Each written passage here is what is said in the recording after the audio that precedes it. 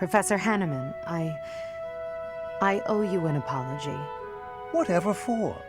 I'm not bothered by you investigating my past. Ah, so you knew. You're right.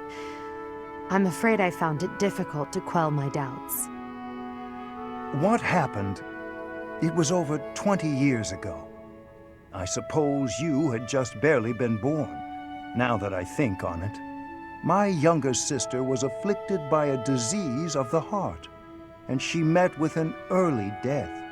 It is easy to lay blame for such things, but I considered crests themselves to be the root cause. Your father bore a major crest, and both you and your grandfather inherited minor crests.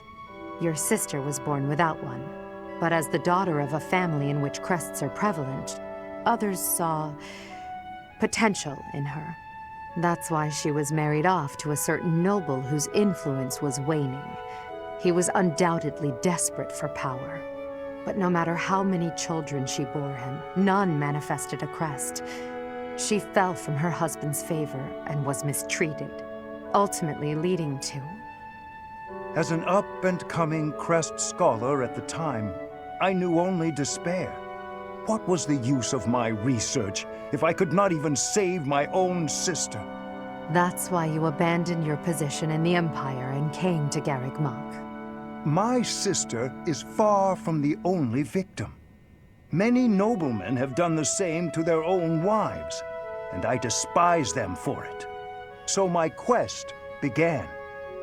I would unlock the secrets of crests, make them available to any who desired.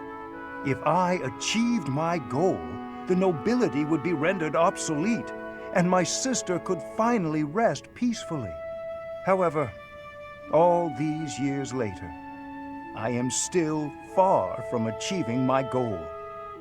A world in which anyone can bear a crest. That's not so different from a world with no crests at all. Quite right. And that is why I have chosen to fight by your side.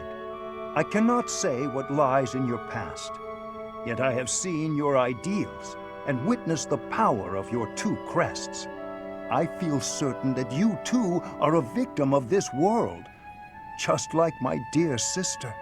Professor Hanneman, please, say no more.